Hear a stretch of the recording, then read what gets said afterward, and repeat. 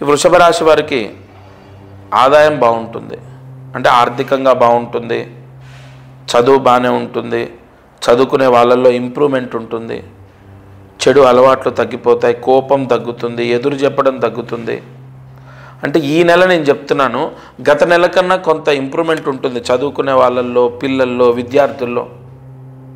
అలాగే డబ్బు ఆదాయం, అంటే ఉద్యోగం చేసేవాళ్ళు లేదా వ్యాపారం చేసేవాళ్ళు తప్పకుండా అంటే గత నెల కన్నా ఈ నెల లాభాన్ని పొందుతారు. అలాగే ఈ ఒకటి కాదు, అన్ని రకాలుగా బాగున్న రాశుల్లో ఆగస్టు నెలలో చాలా బాగున్న రాశుల్లో వృషభ రాశి ఒకటి. వృషభ రాశి వారికి అన్ని విధాలుగా బాగుంటుంది, పెద్ద సమస్యలు ఏం లేవు. అయితే లోన్లు రావటం కొంచెం డిలే అవుతాయి. ఈ నెల కూడా మీరు పెట్టుకున్న లోను రావచ్చు, రాకపోవచ్చు, అది మాత్రం ఒకటి మనకు తెలుస్తుంది, అది ఒక్కటే. మిగతావన్నీ పర్వాలేదు. నూతనంగా వాహనం తీసుకోవాలన్నా ఈ నెల 20వ తారీఖు లోపు తీసుకుంటే మంచిది.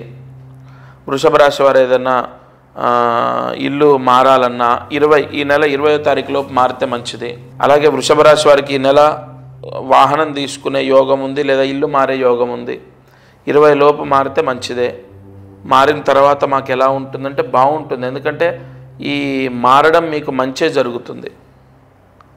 ఇదైన తర్వాత ఇక్కడ వృషభ రాశి వారికి వ్యాపారం చేసే వాళ్ళకు గత నెల కన్నా బాగుంటుంది. ఉద్యోగం చేసే వాళ్ళకు కూడా ఈ నెల చాలా రిలాక్స్గా ఈ ఉద్యోగం చేసుకుంటూ ఉంటారు, పర్వాలేదు.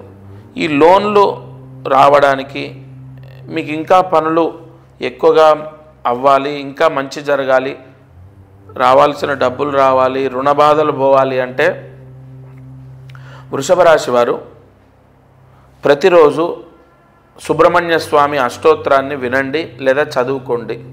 చదవడం అనేది చాలా ఉత్తమం, లేదా వినండి.